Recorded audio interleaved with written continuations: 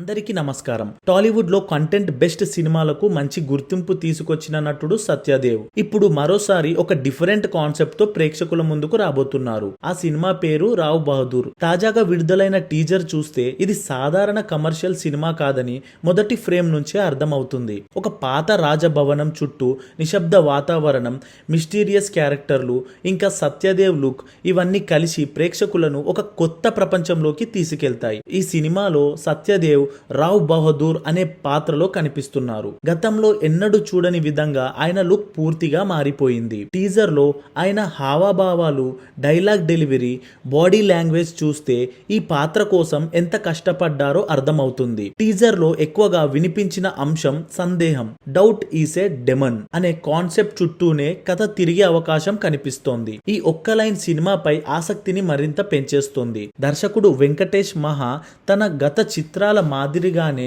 ఈసారి కూడా కొత్త అనుభూతిని ప్రేక్షకులకు ఇవ్వబోతున్నట్లు టీజర్ ద్వారా స్పష్టమైంది. బ్యాక్గ్రౌండ్ స్కోర్ కూడా టీజర్ కు పెద్ద ప్లస్ పాయింట్ గా నిలిచింది. ప్రతి ఫ్రేమ్ లో మిస్టరీ, టెన్షన్, క్యూరియాసిటీని పెంచేలా మ్యాజిక్ డిజైన్ చేశారు. సోషల్ మీడియాలో కూడా టీజర్ కు మంచి రెస్పాన్స్ వస్తుంది. ముఖ్యంగా సత్యదేవ్ ట్రాన్స్ఫర్మేషన్, విజువల్స్, కథలోని మిస్టరీ ఎలిమెంట్స్ పై ప్రేక్షకులు చర్చిస్తున్నారు. మొత్తంగా చెప్పాలంటే రావ్ బహదూర్ టీజర్ ఒక సాధారణ టీజర్ కాదు. ఇది ప్రేక్షకులను ఆలోచింపజేసే సైకలాజికల్ జర్నీకి ఇచ్చిన ఆహ్వానం లాగా అనిపిస్తుంది. మరి మీకు రావ్ బహదూర్ టీజర్ ఎలా అనిపించింది? సత్యదేవ్ కెరీర్ లో ఇది మరో బిగ్ హిట్ అవుతుందా? కామెంట్స్ లో మీ అభిప్రాయాన్ని చెప్పండి.